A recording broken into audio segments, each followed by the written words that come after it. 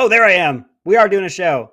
I got to give Juan a hard time. It's 7:38 on Thursday, so we're a little bit behind, but we're going to get the show going tonight. I'm live over here on the TikTok. Would love to see you come on over to the YouTube. We got some big things to talk about. We have a lot to get ready for in this new year. We got some changes coming for you on this account, maybe some changes for you on this account over here on YouTube. We'll probably still skirt some stuff over here on YouTube because I think it's beneficial to stay up over here. Whereas over here on TikTok, I'm taking the gloves off. I'm really getting sick and tired of having to talk around things. If they take down my accounts, they take down my accounts.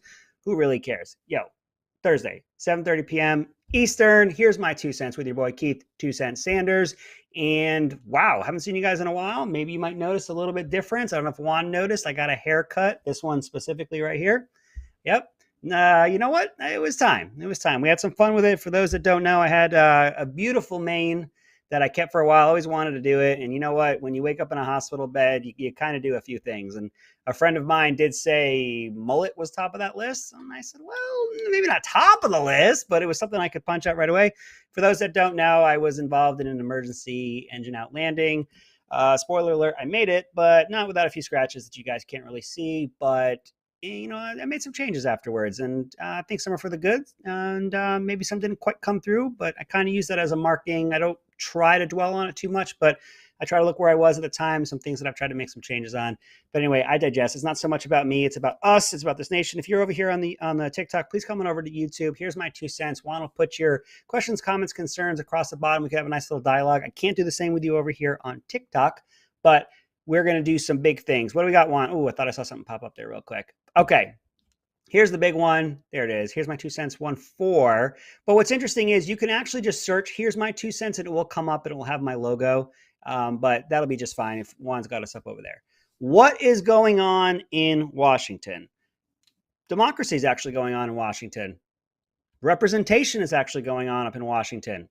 Fighting against the same old, falling in line and doing what you're told by a few people at the top is going on up in Washington.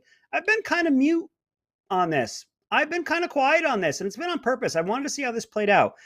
And in my research to try to find out what it is these holdouts want, holy cow, I found so much crap. Not crap in what they were looking for, but crap in the way it's being reported. If you simply try to search for GOP demands from McCarthy, you get article after article after article about how awful the GOP representatives are that want something from McCarthy. It'll be right in the headline, and we'll get a little bit more into this in a bit, what they want, who they are and what they want. And it's a list of who they are and why they're horrible, who they are and why they're horrible. And this goes to one of the big messages I had at the end of last year, which is our messaging is always muted through the media, which of course is why they hated Trump on Twitter. If you see me looking over here, it's on TikTok. I'd love for you to come on over to YouTube, search for Here's My 2 cents. Thank you. I see some folks coming over there right now. Awesome. Give me a little hello when we get there.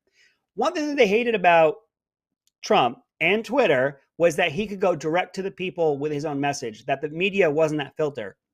And man, even though Elon Musk has control of Twitter and we have Twitter file dump after Twitter file dump, which we might be able to get into tonight, what I'm seeing in just this simple search for what is it that the GOP wants, I'm just finding, again, their filter.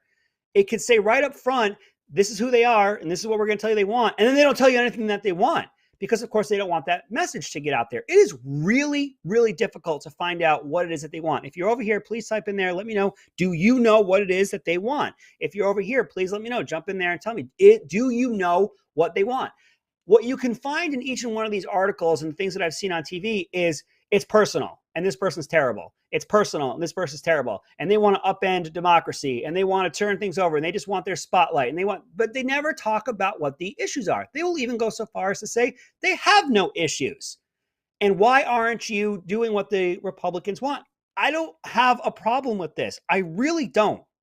The only problem I have is that, of course, this is fodder for the left to say that the Republicans can't govern, they can't get themselves together, when the reality is we have this thing that's called diversity of thought. We have diversity in what people look like, sex, skin color, race, sexuality. We've got it all because we are a massive tent, but in it is also diversity of thought. And yes, we aren't all on the same page in lockstep because the mighty Nancy Pelosi told us to be. And maybe a a more charismatic leader than McCarthy, maybe somebody who doesn't have as long a history being in DC. I don't know, but we do have diversity of thought. The government is funded, everything is okay. We're all going to be fine, that they're not passing huge bills and other BS, that they're putting all kinds of spending in pet projects and the like, and that they're not going after political adversaries. Okay, it's okay. The worst of it is our messaging isn't getting out. And the pettiness of what is being put out there by all these Democrats and these liberals and talking heads is how that the Republicans can't govern, when the reality is this is your democracy. This is your representative government. It's supposed to be like this. People are supposed to be heard. What's up, Mr. Rare? Thank you for jumping on over. If you guys are over here on the TikTok, please come on over to Here's My 2 Cents on the YouTube. We need people to be heard. And a lot of folks don't realize it's not a foregone conclusion when the speaker is nominated. It has been for 100 years. I get that, but I'm sorry. I've always kind of had a hard time with that. Why is it that you have 435 representatives and they all go there and they're all told exactly who they're supposed to vote for? And then that person is going to tell them exactly what they're supposed to vote for later and what the bills are that are going to be seen and not seen, what's allowed to be voted on, what's not. I've got to say right now, that's it. And with such a slim majority, I honestly don't have a hard time with them being heard. Yes, you can have people saying, well, it's 20 against 202. Okay, well, you need to get to 218. And without it, you have to listen to me. And I really don't have a hard time with these folks saying, I was sent to Washington. This is what I told them I was going to do when I go to Washington, and I'm doing it. And this is my only opportunity to actually be heard, to have some weight. And again, my only problem is the damn reporting on it, because you cannot find what it is that these holdouts actually want. Let's take a quick look. I'm looking at NPR.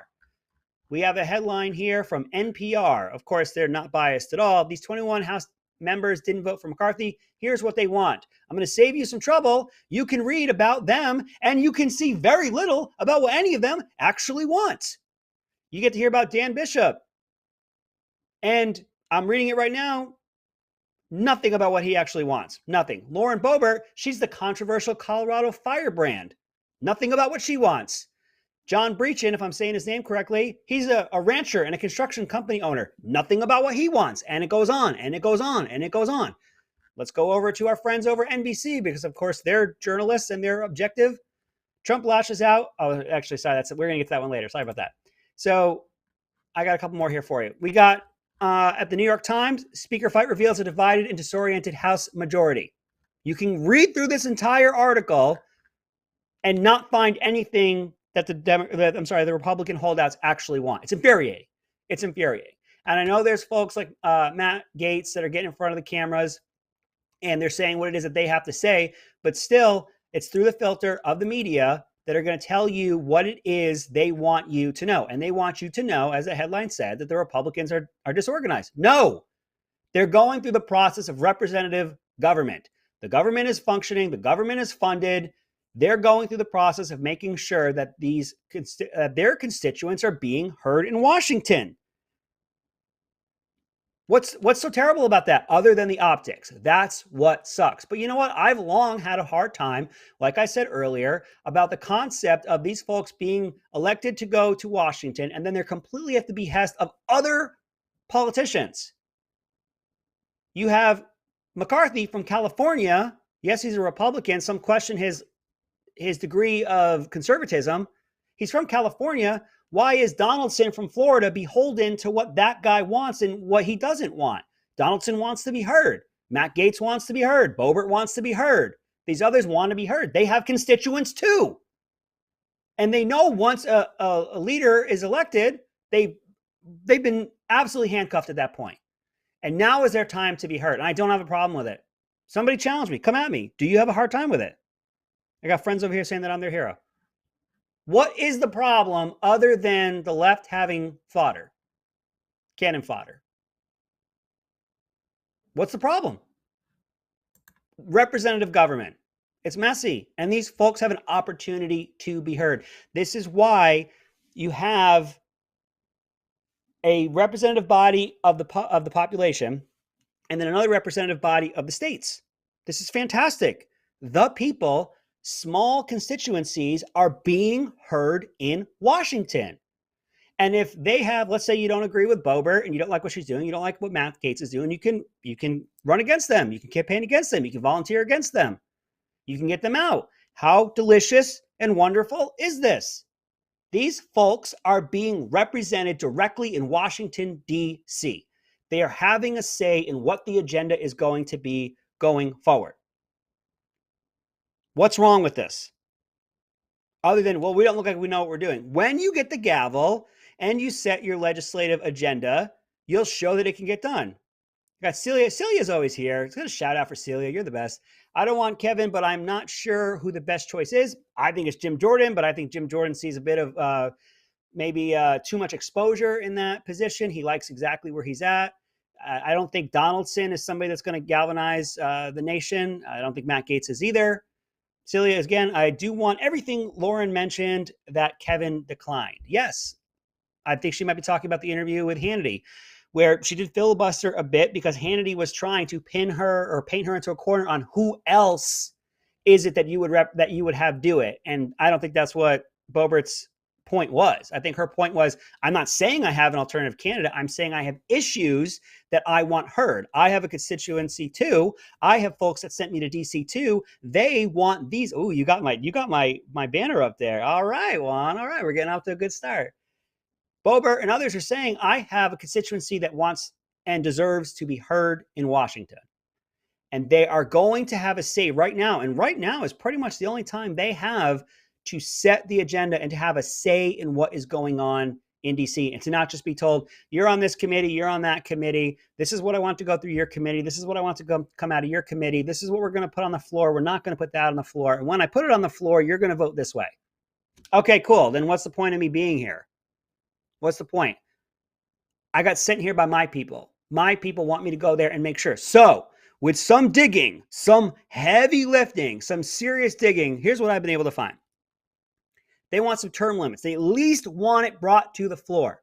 They want it to be on record who is for term limits and who is not for term limits. I see no problem in that. Put that up. Maybe it's because you're going to get guys like McCarthy who don't want term limits. Maybe he doesn't want to be on record. I don't know. Completely projecting. Don't know. Maybe he thinks that it might put some people in political jeopardy if they said one way or the other, and he's trying to protect them from that. I get it. But you know what? These folks and a lot of folks around the country want term limits, and they want to know who's for it and who's against it. Single issue bills. Stop jamming any and everything you can think of into these bills so that way we can vote on X, and then we can vote on Y, and then we can vote on Z and everything else that you want. And stop with the massive bills in the 11th hour that you always use under the guise of, we won't be able to fund the military, we won't be able to fund the government. Here's 4,000 pages and 2 hours to read it. They also want a certain amount of time in order to be able to read it. One of the best things I saw in one of these articles was that there needed to be context when it came to some of these claims about the bills. They debunked the claim that zero people are able to read these massive bills. Well, it's not zero. Oh, you showed them. You showed them because clearly they meant zero people read it. The point was you have 4,000 pages in a couple hours to read it. That's the point. But we got you. You don't have zero people because it's not zero. We showed you. God forbid they want time to read the bills. God forbid. And that goes back to what I was saying earlier, where they're frustrated that they don't have a say in the agenda, what bills are going to come forward. And then when the bills do come forward, they're told how to vote. And they're not even given an opportunity to have a say in it or an opportunity to read it. But these bills come out of this committee and that committee, and then all of a sudden it's got all this BS pork, all these earmarks in there, all this pet project stuff. I'm like, where am I? If I'm a representative from Florida and I just get this handed to me, I have to vote for this? I don't know what's in this. Did my people get represented? I don't know, but they told me to vote for it. Or right now in this moment, they have an opportunity to be heard. I see no problem in this. And if we had any ability to do any messaging at all, we could be getting out what I'm saying right now. This is a good thing, folks. You're being heard. Representative government is working. Small town USA in Colorado is being represented in DC. Small town USA in the panhandle of Florida is being represented in DC. This is a good thing. And by the way, if you don't like what this representative is doing, vote him out. run against them. But these constituencies are being representative.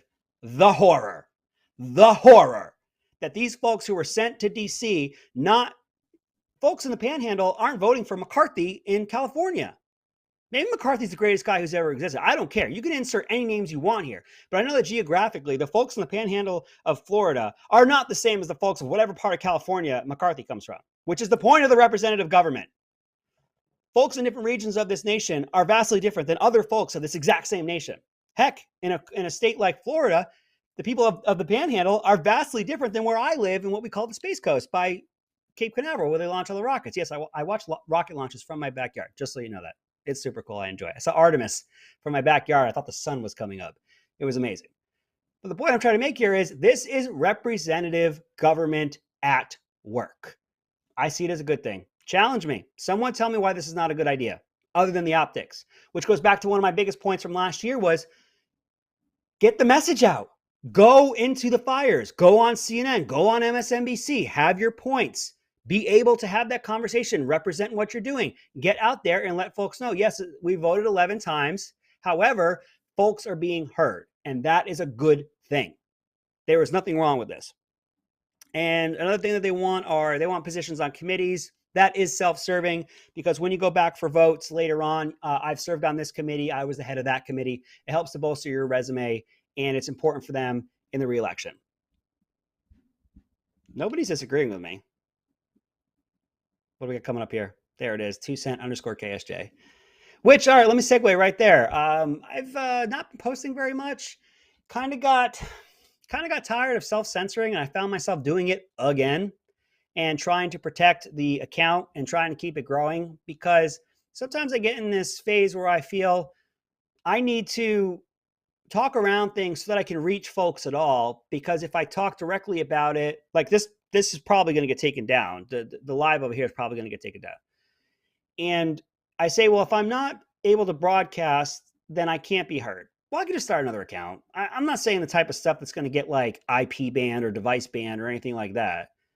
And so what you guys are going to start seeing over here is I'm going to start doing stitches with these major accounts that are over here that are constantly lying and taking things out of context and preying on people's ignorance and preying on people's, stupidity and making their points. I've been taken out of context. I can't tell you how many times over here and made to look like an idiot. And rather than to reply, I just block them. Reason being, some of these are over 1 million followers. You get, 1% of that. That's a massive amount of people that could take down my account in a heartbeat. I got Anthony here saying this is government working for the people. The voice of the few are being heard on the floor. Thank you, Anthony. Anthony knows what he's talking about. This is exactly what's going on. And this is not a terrible thing. So we're going to have some fun over here on TikTok. We're going to be going after some of these talking heads who think they're so great and have all the protections because they're spouting the liberal agenda and they never get taken down, but screw it, whatever. We're going to have a little bit more fun. I'm just about done with it. D-U-N, spelled correctly, done. We're going to have a good time. We got about 3 minutes here or so. Let's talk about what's coming up in the new year.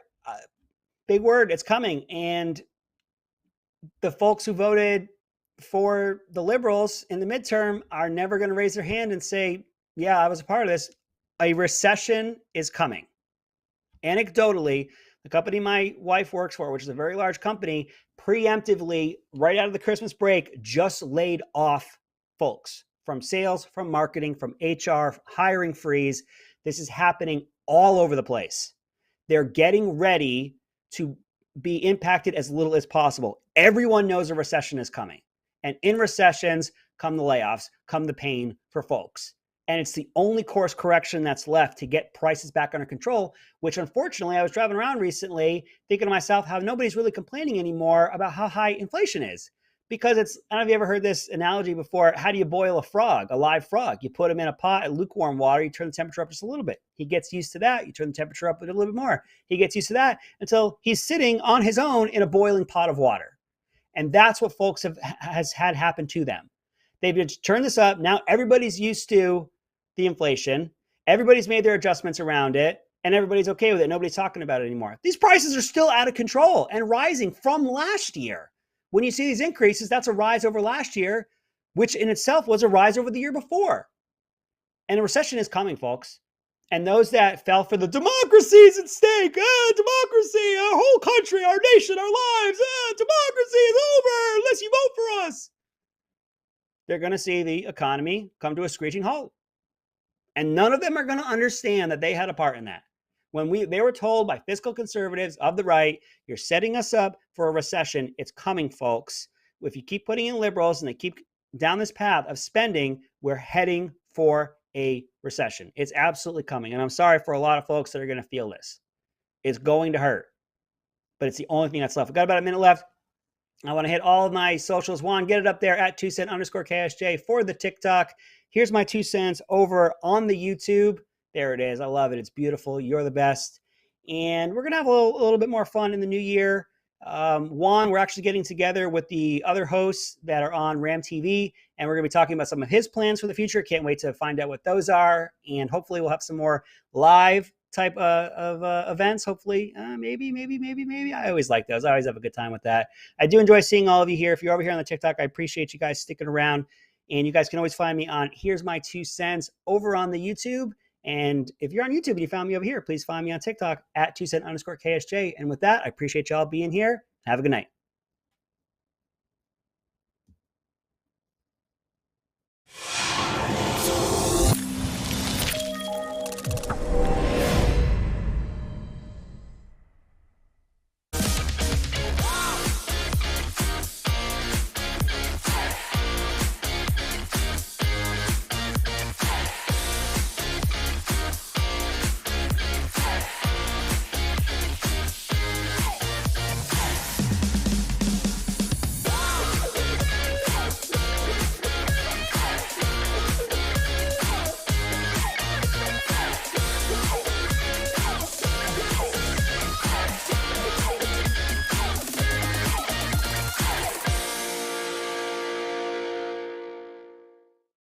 Last year in Florida, there were 80,000 pregnancies terminated. And here's a sobering statistic.